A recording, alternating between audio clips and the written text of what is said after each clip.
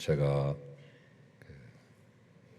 헌금 기도 때 잠시 언급했습니다마는 지난주에 제가 한번 광고를 해드려야 되겠다 했는데 놓쳤어요. 뒤늦게나마 말씀드립니다. 우리 교회 출신 가운데 강태두 남수미님, 일본에 계시는 것으로 알고 있는데 멀리에서 이 교회를 잊지 않고 모교회를 사랑하는 마음으로 여름 성경학교 후원 헌금과 또한 박승화 목사님 장학 헌금으로 두 가지로 또 지난주에 헌금을 해주셨네요.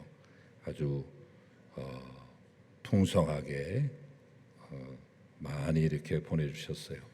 그 쉬운 일이 아닌데 이 시간을 빌어서 두 분께 감사드리고 여러분들도 또 이분들처럼 우리 모교회를 잊지 않고 또 후진들을 양성하기 위해서 또 장학헌금이나 여러 가지 교회 학교를 위한 헌금으로 함께 동참하시면 의미 있는 일이 되리라 생각이 됩니다. 다시 한번 강태두, 남수미 두 분에게 감사의 인사를 드립니다.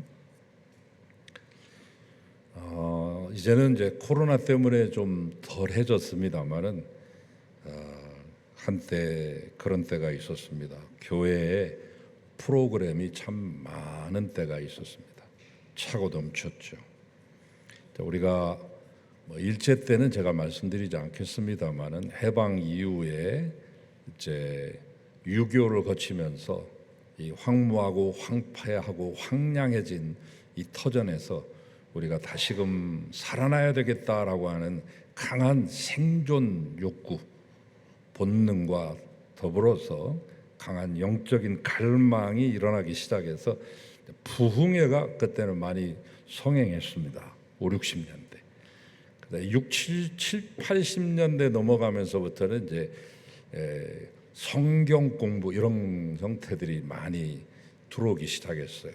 독일에서 한스 베버라고도 말하는데 한스 웨버식 성경 공부, 또 베델 또는 크로스웨이 이런 것들이 생겨나기 시작하더니 막 90년대, 2000년대 넘어가면서부터는 제자훈련 그리고 전도훈련 이런 것들이 많이 생겨나기 시작했습니다. 2000년대 넘어가면서부터는 G12를 중심으로 해서 여러 가지 모양의 셀 목회 이런 것들 때문에 우리 목사님들이 발바닥에 땀이 나도록 뛰어다니면서 배워야 될 것도 참 많았죠. 교회마다 그런 프로그램 한두 개 안 하는 교회가 없을 정도였으니까요. 그런데 그렇게 꼭 해야만 신앙생활을 잘하는 것일까? 이렇게 한번 질문을 던져볼 필요도 있습니다.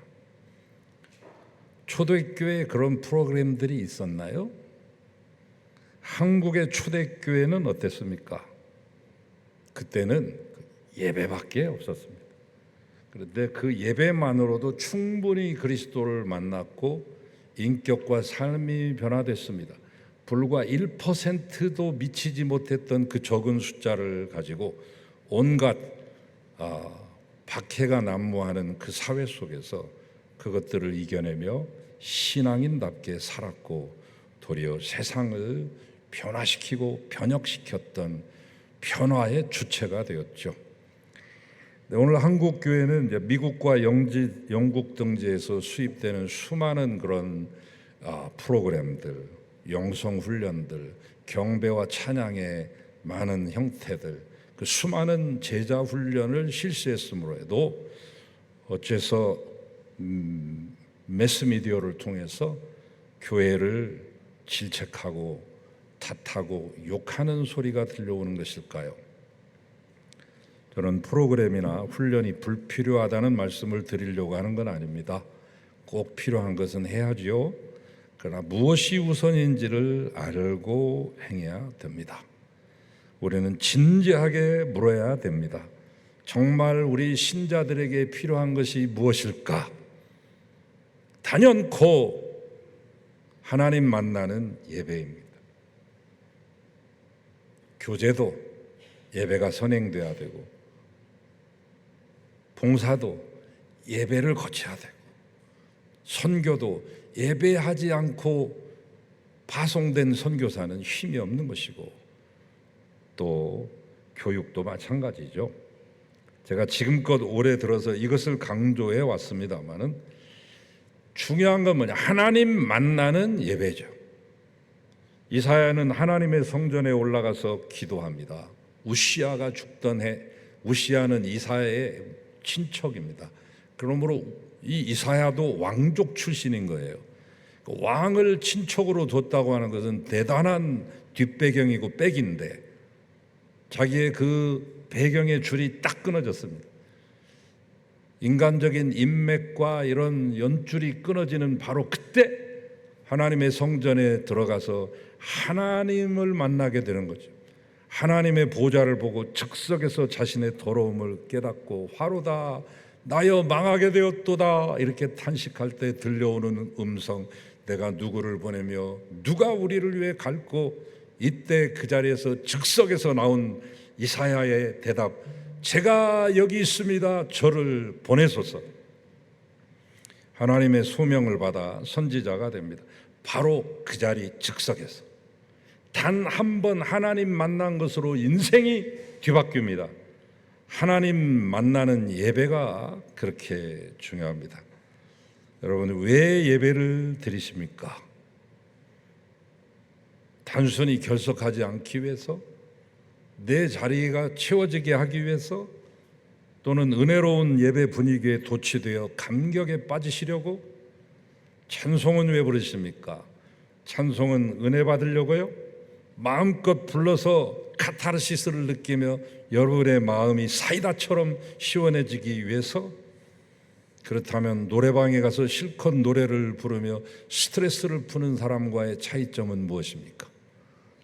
예배라고 하는 것은 죄 지은 자식이 아버지인 하나님 앞에 나가 넙죽 엎드려 절하는 겁니다. 내가 즐겁고 내가 유익하고 내 스트레스 풀리라고 드리는 것이 아니라 하나님께 용서를 빌고 그분을 기쁘시게 하기 위해 드리는 것입니다. 그러므로 은혜 받았다는 말씀도 조심해서 사용하셔야 됩니다. 우리는 은혜 받으려고 예배하는 것이 아니라 영광 돌리기 위해 예배하는 것입니다.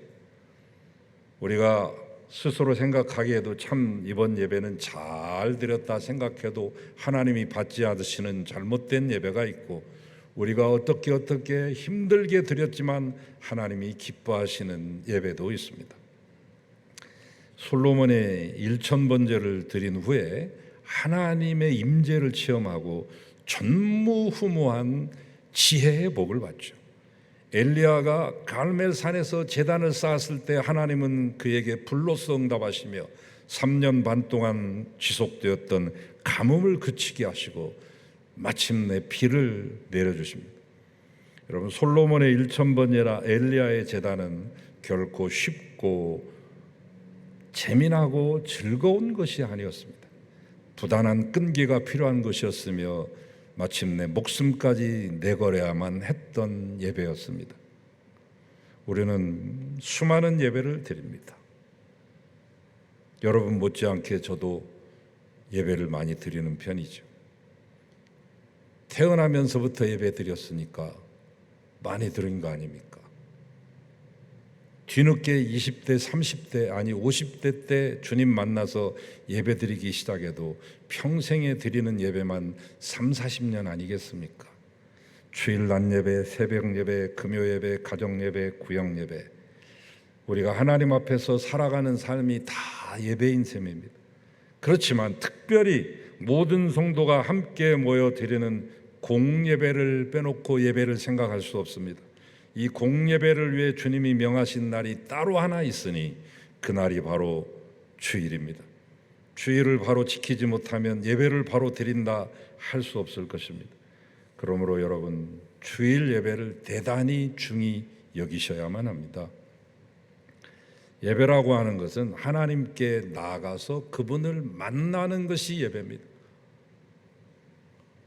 기도라고 하는 통로를 통해, 찬송을 통해, 말씀을 통해, 성찬을 통해 하나님이 함께 계시구나 하는 그 임마누엘의 체험을 느끼고 맛보는 것이 예배입니다.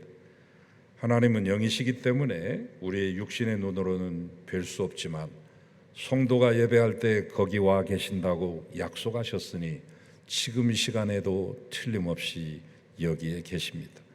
그분은 약속하셨습니다. 마태복음 18장 20절에서 두세 사람이 내 이름으로 모인 곳에는 나도 그들 중에 있느니라.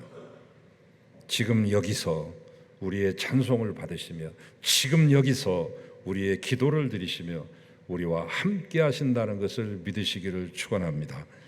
우리는 그 믿음으로 하나님 앞에 나가는 것입니다. 믿음이 뭡니까? 히브리서 11장 6절에 있는 말씀처럼 하나님이 살아계신 것과 그분을 찾는 자에게 상 주시는 일을 믿는 자에게 하나님이 복을 주신다고 말씀합니다. 그게 믿음의 정수예요.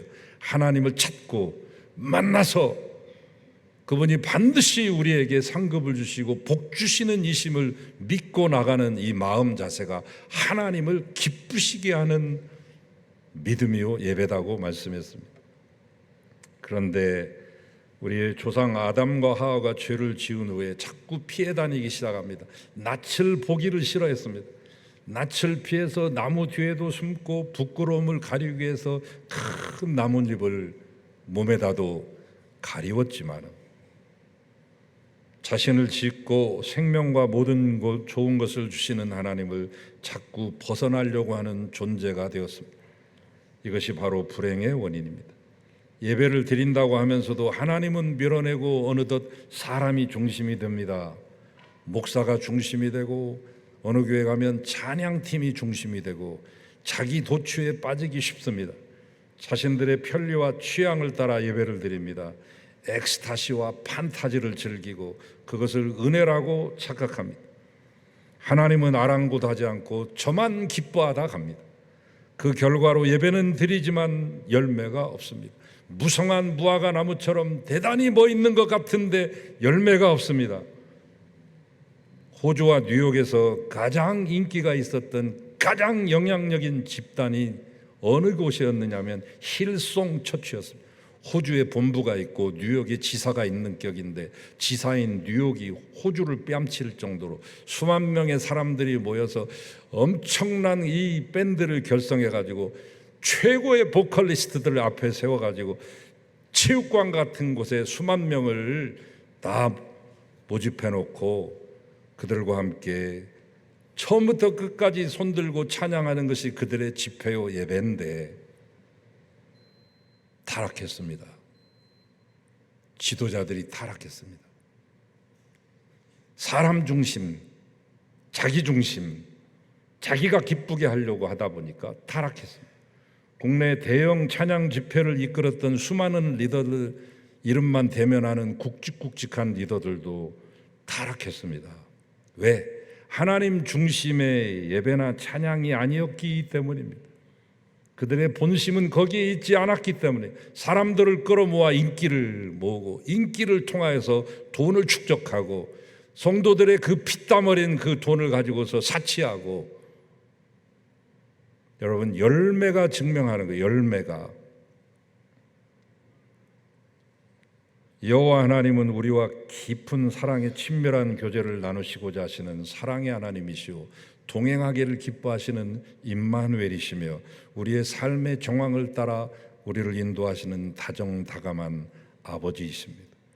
이 하나님을 깊이 알고 경험하기 위해서는 예배가 인간 취향 중심의 예배가 아닌 하나님을 의식하는 예배로 회복돼야 됩니다. 자, 그렇다면 어떤 자세가 바른 예배자의 자세일까? 본문에서 찾아보고 마치겠습니다. 어떤 바리새인이 예수님을 자기 집에 초대해서 대접합니다. 그러나 마음을 다해 대접한 건 아닙니다. 그냥 해본 겁니다. 사람들이 하니까 자기도 한번 해본 겁니다. 그 당시 최고의 인기 있는 분이 예수님이었기 때문에 이 핵 인싸를 보시면 자기도 인플루언서가 될 것이라고 하는 그런 희망을 가지고 그는 예수님께 밥 한 그릇 대접하고서 자기 낯을 내려고 한 사람입니다. 남들이 볼 때 그는 분명 예수님을 대접하는 사람이었습니다. 그러나 그는 예수님을 믿는 이도 아니요 사랑하는 사람도 아니었습니다. 오늘날로 말하면 예수 믿는 채 하는 사람의 샘플이라고 보시면 됩니다. 당시 손님이 오시면 주인은 반갑게 보선발로 뛰어나가서 손님의 볼에다가 입을 맞추고 인사를 해야 됩니다. 이 대문간에서 자기가 씻겨드리든지 아니면 종을 시켜서라도 손님의 발을 반드시 씻겨서 닦아서 집 안으로 들여보내는 게 예의 범절이었습니다. 기본이에요. 그런데 그는 그런 기본적인 것조차 하지 않았습니다. 왜? 주님을 사랑하지 않았기 때문입니다. 사랑하지 않으면서 체면치레로 자기 가족의 등살에 못 이겨서 억지로 교회에 다니는 사람들의 모습이라고 볼 수 있습니다. 옷차림도 함부로 입고 오고 시간은 항상 늦고 주님 만난다는 의식은 없고 주님을 사랑하고 존경하는 마음이 없기 때문에 이 바리새인은 관찰자요 비판자였습니다. 저 이름 유명한 예수라는 사람이 과연 누굴까? 진짜 선지자일까? 한번 내가 밥 한 끼 초청해가지고 여기서 시험을 해보리라. 그런데 비천한 여자가 들어오는데 그 여자가 하는 것을 모두 응대해주고 받아주고 상대해주고 있으니 소위 랍비라고 하는 작자가 그것도 모른단 말인가? 비천한 자와 함께 말을 섞지 말아야 되고 창기와 함께 이야기한다는 것 자체가 율법을 어기는 것을 알지 못한단 말인가 하면서 예수님을 나름대로 잣대를 가지고 판단하고 있는 자리입니다. 예전에 영화관에 임검석이라고 하는 것이 있었습니다. 임검석을 기억하시는 분들은 그래도 연세가 꽤 계신 분들이라고 볼 수 있는데 뭐냐면 영화관 맨 뒷좌석에 이 경찰이나 순사들을 위해서 마련해놓은 자리예요. 1922년부터 일제가 실시한 검열을 위한 단속을 위한 방편이었는데 보통 5개 내지 6개 정도 자리를 뚝 두고 있다가 이 공연을 한다거나 영화를 상영할 때 마음에 안 들면 독립에 관한 얘기가 나온다거나 일본을 약간 비트는 얘기가 나오면 호루라기를 붑니다. 호루라기 삐 불고 주의! 이렇게 말합니다. 이 호루라기 3번 불면 공연은 취소되고 상영도 취소되고 극장도 폐쇄됩니다. 해방 후에도 검열이나 선도를 위한 공간으로 남아서 제 어렸을 때도 오래된 영화관 뒤에 보면 임검석이라고 써있는 자리를 보았습니다. 지금은 이제 그것이 남아있는 단관 극장으로는 최고 국내에서 오래된 광주, 전라남도 광주 광역시에 있는 광주극장이 있습니다. 90년 됐는데 5개의 의자가 지금도 남아있죠. 그 당시를 추억하라고. 여러분, 이 사람은 임검석에 앉아있어요. 주님 만나러 오는 게 아니라 관찰하러 오는 자들, 나의 창조자, 나의 생명의 주인께 찬양과 경배를 드리려 오는 게 아니라 관찰하러 오는 사람들, 누가 나에게 친절하게 하나 안 하나를 보고 성가대가 찬양을 잘하나 못하나 보고 이 교회는 왜 이렇게 친절하지 않고 사랑이 식었나 보고 저 사람의 옷차림은 저게 뭔가라고 보고 목사의 설교가 뭐 저따위야 라고 관찰하면서 오는 사람들이 적지 않습니다. 임검석에 앉아 계신 분들, 여러분 그렇게 해서 살림살이 나아졌습니까? 여러분 그렇게 관찰해서는 절대 얻어지는 게 없습니다. 시간만 손해볼 뿐이죠. 어서 그 임검석에서 내려와 철저히 예배자의 자리에 앉으시기 바랍니다. 어서 주님께 경배하는 사람이 되십시오. 그에 비해서 이 본문에 나오는 여인은 부정하고 음란했던 여인입니다. 쉽게 말하면 몸 파는 여자예요. 그러나 이 여인은 진심으로 주님을 만나고 싶어 했고 자기의 마음을 드리고 싶어서 소중한 향유를 깨뜨려 바칩니다. 이 여인은 평상시에 비싼 옷과 보석으로 치렁치렁 치장을 하고 최고급 향을 가지고 있던 여자입니다. 값비싼 물건 가지고 있으면 남들이 나를 무시 못할 것이라는 생각을 가지고 말이죠. 양심의 가책과 남들의 눈총을 자기의 소유로 메꿔보려고 했던 가련한 여인입니다. 그녀가 주님께 부은 나드 향은 로마의 귀부인들이나 갖는 엄청난 고가품 럭셔리한 겁니다. 한 번에 깨뜨려서 붓는 용도로 쓰는 게 아니라 잘 보이는 곳에 진열해서 나 이런 거 갖고 있다 과시하는 최고급 럭셔리 향수. 그 당시 노동자 1년치 월급 단 한 푼도 쓰지 않고 모아도 살까 말까한 고가품. 그런데 그녀는 그것을 일시에 깨뜨려 주님의 발에 붓습니다. 그녀의 마음을 알 수 있는 대목이죠. 이 여인은 울며 눈물로 예수님의 발을 적십니다. 자신의 비참함을 토로한 것이죠. 하나님께 예배하러 나가는 사람은 자기를 감추는 마음 가지셔는 안 됩니다. 모든 것 내어놓고 솔직하게 형편과 처지를 아뢰셔야 됩니다. 이제 그 여인은 자기의 눈물로 젖은 예수님의 발을 자기의 머리를 풀어서 닦아드립니다. 자기의 머리가 수건이 되었습니다. 자신의 눈물은 수돗물이 되고 자기의 머리카락은 수건이 됩니다. 여러분, 머리는 여자의 자존심이죠. 이 자리에 앉아 계신 여자 성도님들 중에 단 한 번이라도 자신의 머리카락을 풀어서 남편의 발을 씻겨주고 닦아주신 적이 있습니까? 이 여자가 예수님을 얼마나 존경하는지를 알 수 있는 광경인데요. 주님의 발에 입 맞추는데 들어오는 순간부터 예수님이 말씀하고 있는 그 순간까지 지속적으로 입 맞춤을 합니다. 근데 이 여자가 이렇게 한 이유가 뭐냐?